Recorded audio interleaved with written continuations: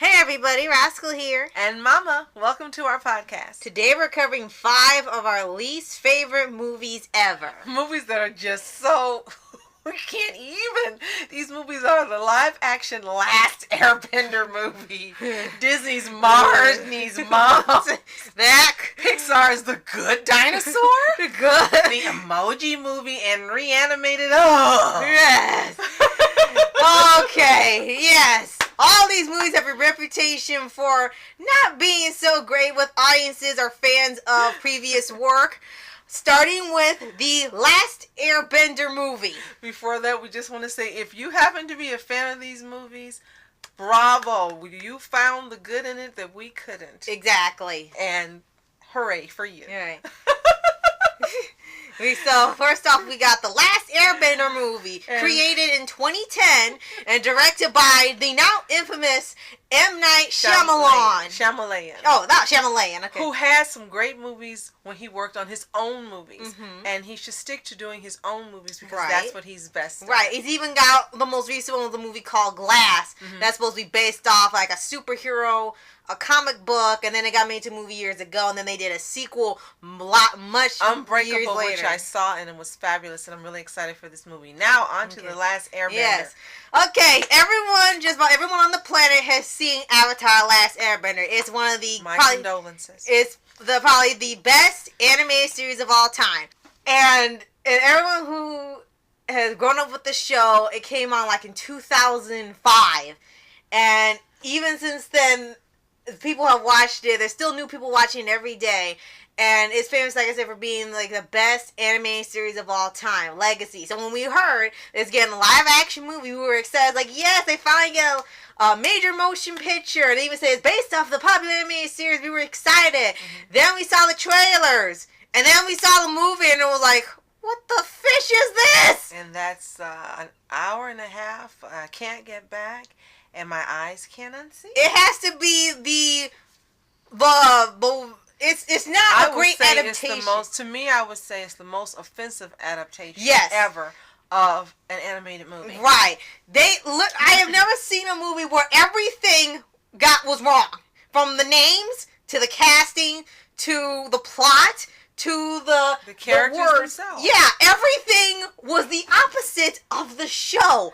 And maybe because they wanted to be the way he does the movies, but it was based off something else, so you can't do it like that version. I guess he wanted to put his own spin on it. Bad move.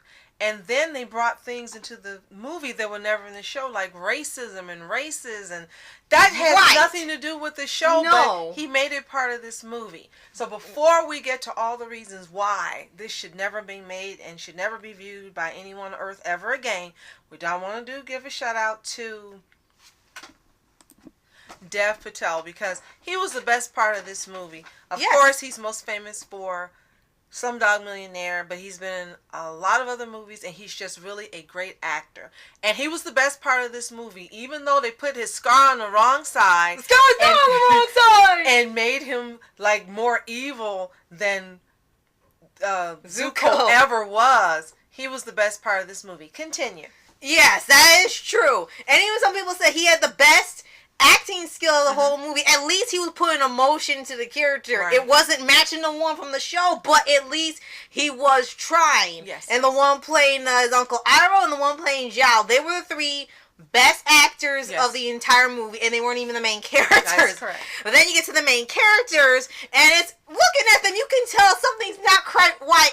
Nothing's quite right with the people they chose. It's like, did you watch the show? Well, first, I think they chose these people because during that time period, they were popular in like young movies geared toward a younger audience. Mm-hmm. And I think that is the main reason they were both cast, especially the one who played Sokka. He was in the Twilight movie series. Right. So I think that's the main reason. It was Jackson Rathbone? Right. That's the main reason that he was cast. Right. And Pets also was very popular at the time. So I think he went with 2 people that were popular, regardless that they looked nothing like the characters or in any shape, form, or fashion. Right. He was too tall. She was too young. They were both too pale. and neither of them had any emotion. Exactly. Sokka was like dead serious. Like he said, someone told her Katara he would kill the people in the Fire Nation. It's like, I thought you're supposed to be the funny, sarcastic one. Why are you like Red Hood all of a sudden? Exactly. And Katara is like, It's like, what is wrong with you people? And then Aang, what Aang has. The good part is he looked like he should have been Aang. Yes. There was a great cast as far as the looks. Perfect. But this poor kid, he could only act the way they told him to. Right. It's like, is this a school play? Because, come on, please do something else. And then they kept mispronouncing the names. Aang, Sokka. I was like, who the hell? Hero. Who are these people? Who are they? Yeah, I was like, yeah, they do pronounce it. The harp on it, it'd be like super critical. But there's so much more you can make fun of. And then they also had this one scene, it's really infamous, where they had if you watch the original show, they had the part where they had the earthbenders in the prison camp on a metal ship in the ocean, so they couldn't earthbend their way out. And here they had, Haru, who wasn't like a teenager, she was like a 10-year-old or a 9-year-old boy or girl. And then when they got to the prison camp, the earth-bending prison camp was on the ground, surrounded by rocks, boulders, and mountains and dirt. And it was like, okay, I thought the Fire Nation was supposed to be evil. Why are you putting them where they could get out? Are you telling me they're just too scared to do anything? It's like, go ahead, try an earthbend. We dare you. And then it takes 6 people to earthbend a boulder. It's like, that's all you could afford to move? One stinking boulder? It wasn't in the budget. Right? Now, the ironic thing about this movie, before we move on, is that some of the best scenes of the movie were left on the cutting room floor in the deleted scenes. In the deleted scenes. Yeah. Some of the people that you're like, where are they? They were in the deleted scenes. Yeah. And they redid it with a new cast of people. Exactly. And it's like, really? You mean you actually had people that look like the people in the animated series and you decided to cut them out and change the scenes because... reasons. Yeah. and it just keeps going. As the movie goes on, it's like, all it does is explain everything. It's supposed to cover the whole first season. Of course, they couldn't do every single thing because some of it was just like fun or filler or something to fill in the 21 episodes. That's understandable, but there were major plot points, like the blue spirit part. The guy figured out the blue spirit because they said so. It's like, would you recognize his mouth? You couldn't see his face. He automatically figured out who it was. It's like, you're not supposed to know till later. How did you know by not looking? And the moon spirit, that would have been nice to put. And very simple and easy. It wouldn't have taken a whole lot to get a girl that looks like that and just do a brief scene and show Sokka with his first love. How could you not do that? Right, and then they had her. He was too busy being brooding. Right, and then you had her and her questionable hairstyle that you'll see if you ever seen the movie. It's like, you know your hair's like, no, this isn't right for children. So, but yeah, it just, from beginning to end, it's like it was his own thing. It was a disaster. It was There's no other a natural words disaster to describe it but disaster. And then they had... Now, hopefully, they will make another version, and if someone decides to do it, you need to watch Full Metal Alchemist the movie to know exactly how to do an animation adaptation. Now, 100% awesome. The good news is that they are doing a live action series with the original creator, so like you said, they're going to do it right this time. Great. So if you haven't seen this movie, don't. Next. Okay, next we have Disney's one of the probably financial crashes ever for the company. Mars needs moms. And if they need the moms that are in this movie, Mars should run away. Right. And this one is supposed to be sort of a goofy and somewhat action sci-fi story. With supposed to be the lesson is supposed to appreciate your mother. That's what the message was supposed to be. Absolutely. And this may have been an awesome movie, but I couldn't, and neither could Rascal, get past the visual. Right. It was just so creepy. Right. So skin crawling, blood curdling, blood bending, creepy. Right. That we turned the movie off. Exactly. Now, when we first started the movie, like, okay, maybe this is how it looks for a certain part. Then the movie keeps going. It's like, no, it's all like this the entire time. It's motion capture with Seth Green is supposed to be the kid, and they did motion capture him. Then they were gonna have him do the voice of the kid until they redid it with an actual kid. It's like, dude, that your voice doesn't fit this character. And like I said, the message was like, appreciate the moms because of all the hard work. Because they were, it looks like the aliens were looking at moms that they could help raise the Mars kids. I think it's like, wait, what's wrong with the Mars parents? Why do you need Earth ones? I guess so they're better raised, I guess. And so they're taking like the best moms on the planet, which could have had its own, like you said, message in it as well. But when this kid who was not grateful for his mom, said something really just mean-spirited, he regrets it, and then he finds that the aliens took the mom. He actually gets on the ship, then he ends up on Mars, and it's like a whole trash planet. If you want to know a better way of doing this type of movie, watch Jimmy Neutron the movie. Right! And see exactly how this animated movie did the same concept and made it fun and interesting and animated beautifully and not creepy, and that's how you do a movie called Mars Needs Moms. Exactly. Now, there's not really that much to talk about the movie because the worst part is the motion capture. And I know that the guy who did Polar Express gets flack because all his movies look creepy. But Polar Express was done much better. Right. There's a marked difference between the animation in Mars Needs Moms and Polar Express. Right. Polar Express was beautiful. Mars Needs Moms. Right. And you couldn't even get used to the environment like Polar Express. You couldn't even understand what the aliens were saying. They were in Ang language and no subtitles. So, once again, if you haven't seen this movie, don't.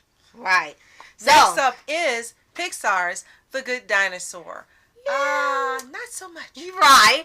I mean, it wasn't. And this one we watched the entire movie. Right, because we were waiting for something. It to get better. Right. And Pixar, Pixar has had awesome movies from Toy Story to Up, Great Inside Out. All these movies have been spectacular. So you can imagine our surprise when Good Dinosaur was a bit lackluster. And the big thing for us that was like the strangest choice for Pixar is having the dinosaurs talk and the humans They were like dogs. Why? Yeah. And the plot of it was that the meteor for an alternate, it's like an alternate reality where the meteor that wiped out the dinosaurs missed Earth. So dinosaurs were still around with humans. Okay, that's fine. That was fine. But then, why? Okay, if that's the case, then why did the dinosaurs advance in human speech and archaeology? And why are they able to do everything humans could do, and then humans went backwards and could only move around like dogs? That just did not make sense. If it had maybe had a different spin, maybe you could have seen that as being creative and something different. But the way it was presented, the humans were just dumb and uncivilized and not intelligent, and the dinosaurs were doing everything the humans would do. Right. How about you give the dinosaurs different personalities, not like humans, and made them really interesting? Kind of like Zootopia. Exactly. But they chose to go a different route, and for us, that's what makes this movie not a good movie. It never picked up. It never got more interesting. It never gave a message that was new and refreshing and different. No. It was just a concept somebody thought, hey, let's switch roles. People might like this. Yeah. But guess what, Pixar? We didn't. No. And the thing they were going for was like a boy and his dog story, but it was a dinosaur and a boy. And the boy was the dog. And no one even understood why did they choose that. And then one of the weirdest parts was they had these Texas Rangers or cowboys that were T-Rexes. Mm-hmm. I'm like, I guess that sounds cool, but they didn't really go anywhere with it. It was a lot of odd choices for this movie. Now, for a great way to learn how to do this, watch the movie People Teacher's Pet, where a dog had his boy. Well done, entertaining, fantastic. Oh, super fun. Yes, and it was just done in a way that was not insulting to either the animals or the humans, and it was interesting all the way around. So good. Right. Now, that's how you do a switching the roles. Exactly. Movie. Perfect. So now we go to the Emoji Movie. Now, I have to say, we have Rascal's one of her friends loves this movie, and he thinks it's awesome and terrific. And that's fine. He's had his birthday party as the theme, and he loves the Emoji Movie. So, no offense to you. Exactly. Now, that being said, we tried. Yeah. We tried. And I really did want to give the movie a chance, because there are a lot of movies we've seen where it's advertised bad or it gets trashed on. We see it's like, wow, this is actually really good. Can't believe people don't like it. Unfortunately, that didn't happen here. The whole plot of the movie was like ripped off from the Lego Movie, where they have a whole civilization of emojis that live in the phone. And their job is to just be ready for when a kid wants to text. And they gotta show up for work, so just for the probability out of millions of emojis that this kid will actually pick you to be part of a message. And now that was a fun and different concept. And I could see that. Okay, let's see how this works. The problem is it didn't deliver. Exactly. The problem is the emojis were not interesting. No. They had no personalities. No. They were dull. They were boring. And they were just supposed to be the emojis represent, like the meh was meh. Shrimp was kind of fishy. Poop, a poop emoji, yes, it was talking. And poop is the most popular. Yeah, emoji. And he's civilized, so I guess that was the joke.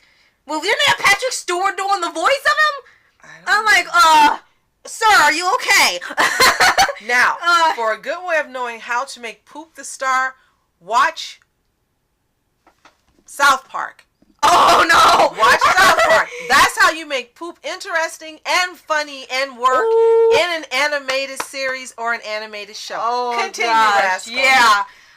We got about maybe 10 minutes, I think, or 10 or 15 minutes into the movie. And then it got to a point where nothing was happening, really. Right. The first thing you know is that all emojis kind of are owned by, anybody. And they really could have turned that into something, but the thing, all they had was like a bit of this stereotype where millennial kids, all they do is text on the phone, they never look up, and that's all they do. That's literally the whole thing the humans do in the movie. They just go on the phone, and they don't talk with anybody. They just sit on the phone, and the emoji's job is to, just wait to be picked. That's it. So they literally don't interact with other people, because they're glued to the phones. That could have been a message on how you need to to talk to other people, interactive, not just with a screen, but just face to face. That could have been a great message. Now, in fairness, maybe that comes in later on in the movie, and because we didn't watch it the full thing, maybe that message came in. So, in all fairness, maybe it was there. Right. But we couldn't get through more than 15 minutes of this movie tops before it was just like, turn it off. Not to mention all the product placement, like Twitter, Just Dance, Candy Crush, just like, but it's the internet. But it was an onslaught, and that was the problem. It wasn't, every now and then or placed strategically. It was just an onslaught. So exactly. If you haven't seen this movie, use and proceed with extreme caution. Yes. And watch. Yeah. Now, the last movie we're going to talk about is Reanimated. Yes, which was I think the first or possibly last, doesn't really matter at this point, live-action movie from Cartoon Network. This was made during the period where the new CEO of Cartoon Network thought cartoons were on their way out. So Cartoon Network switched to a live-action concept. So they got rid of all the cartoons and became CN Real. Now, Rascal warned me. She said, Mom, I don't think you want to see this. I said, you know what? Let's give it a chance. It sounds like in the description, it was interesting, and it could have been funny and entertaining and just a really good view. So I said, let's watch this movie. And what happened? Turn it off! I kept saying repeatedly, turn it off! Turn it off! Turn it off! Turn it off! All I could keep saying. The brightest spot in the movie was Tom Kenny. Yes, that's everyone's favorite part. He did a voice of an animated character in there, and he was playing like a businessman in the movie, and he had the funniest line of all the actors in the movie. Yes. Now, for this one, it was about this kid who gets hit by this play park train, and that was one of the most hilarious scenes ever because of the way it was shot and edited. He goes, wah! And then he needs a brain transplant because... Okay, and okay, he gets. We were still in it. We were still okay, in and he gets and he gets what's supposed to be a parody of Walt Disney. He gets the cartoonist brain who developed all these ideas for the cartoons and made him famous. And we were still okay. So then shaky by then, but we were still okay. Right, and apparently all the mascots were professional surgeons too. So I guess their side job. And then he wakes up and he can see all the cartoons that the man came up with. Interesting, but the way they got it, the man was was like a lunatic because he was seeing the cartoons all the time. He could feel them, and it was like, okay, the guy was kind of mental. Yeah. And the family situation wasn't any better because one, you had some guy going after his brain, trying to get another brain transplant from a child, which was creepy. And then you had the family where the dad was portrayed as silly or dumb because he liked watching cartoons, live action Homer Simpson, right, and eating sugar cubes and stuff. So he was portrayed as an idiot because he loved cartoons as an adult. Should have bailed then, right? And then but no, we kept going. Then you had the mom who was an astronaut, and she never got out of her suit. Then you had an that alien, was probably a good thing, and then the alien sister who kind of has some pretty good snarky lines, but that's about it. So he wasn't already in the most healthy of places. Now, if this sounds like a slipshod, random array of concepts and things going on in the movie, now you know why we didn't continue watching. Exactly. And it needs to be reanimated. Exactly. Then they had the nerve to make a spin-off called Out of Jimmy's Head, where this show continues from this critically acclaimed movie, and I'm being sarcastic, and to keep going with this concept. When the character himself that was supposed to be the main character or the hero wasn't likable or entertaining. Neither was his friend. His friend was like an absolute jerk. Right. The kids at school were weird, and they were keep putting random places. Animals will be all over the movie, and you didn't know why. So, with that being said, if you've never seen Reanimated and you happen to see it come up on the demand in your service provider for your cable or your satellite or whatever it is you're watching, run quickly. Don't do it. Don't give in. Don't be tempted. I made that very mistake. Yeah. This is a movie that should have never, ever been financed, being greenlit, being produced, being cast, except for Tom Kenny. This is absolutely one of the most flabbergasted things. This left me just flabbergasted that someone would actually think this movie was a good idea to write and make. It still leaves me just wondering what in the heck was Cartoon Network thinking of. It makes me wonder why this person was ever put in charge of this station. Right. And it makes me wonder why anyone in his right mind would think cartoons would ever be on the way out. Right. And also the guy wanted to start putting up military programs, like military training for kids. I guess if parents have any ideas. And golf shows. They wanted to go that on Cartoon Network. So, but the good news is that they moved on from that awful phase. And now they're back to animation. Some are great, some are meh, but it's back to being what it's supposed to be. Cartoon Network. So that is the plus, and we never have to see that movie show up on their channel for basic cable ever again. Hooray. So, we like to say, if you've seen any of these movies and you found some redeeming quality of parts about these movies that really makes you like or love the movie, let us know in the comments below what we missed. Right. If you think we need to continue on and go back to the movie and finish it, let us know why, and we will give it the good old Girl Scout try. Right. And if Reanimated for some reason left you in stitches and you saw humor in the concept, let us know what about it made you laugh and think it was funny. Or it's so bad it's hilarious. And I don't suspect anyone ever is going to tell us how much they love the last Airbender movie. If you do, wow, well, let's meet speechless. you. Yes, yeah, we'd love to meet you. Nice to meet you. So, thank you so much for watching. I'm Askell Entertainment. And I'm Mom Entertainment. Have a toontastic day. Peace, and don't be tempted to watch any of these movies if you already haven't. Ever. And reporters sitting, flashing lights, trying to walk around, man, who the hell are you? What you wanna do? Well, man, it's on you. Man, it's on you. Met her in my dreams, she was my queen. A castle in the mountaintops, rivers and streams. Plucking sunlight from the sky in my pocket. Give it to you later on in the form of a locket. People in the back, for the people in the front. For the people on the side, for the people on the front. For the people in the middle or the alley, wanna bump and everybody who just